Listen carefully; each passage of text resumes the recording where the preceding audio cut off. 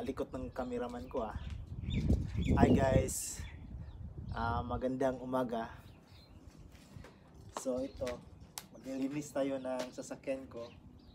Ito yung 2023 model na Honda CR-V.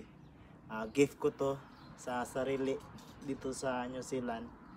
At linisan natin kasi madumi na. Malikot yung cameraman ko. Hindi sumusunod, dito ka. Yan. So guys, samahan nyo ako. Maglilinis tayo ng sasakyan ko.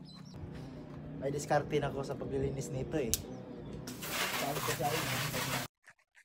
Alam mo, ang isa to na kagandahan ko kasi yung taas niya pwedeng buksan. Pag like tumakbo ka, kailangan mo ng fresh air while nag-drive ka, pwede mo siyang buksan. Wag lang yung malaki, baka yung mga gamit sa loob siliparan. So ang gagawin ko is parang close lang siya.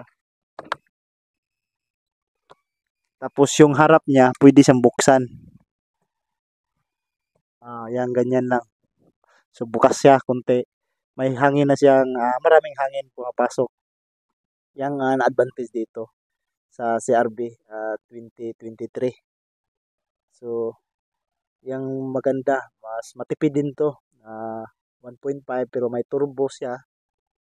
Depende na sa iyo kung gusto mo laging turbo, 'di ba?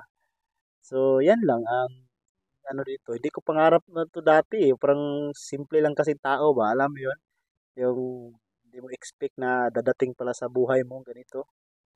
At hindi ko naman pinapangarap ng matututo kasi mahal nga yung mga sakyan. Pero ito, ano lang to, parang gift ni God sa akin.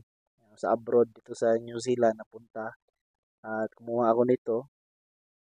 At yun, parang okay naman. Enjoy naman din ako. Pag may puntahan kami sa labas, maluwang sa loob. So maganda siya. Marami kang malagay na gamit. At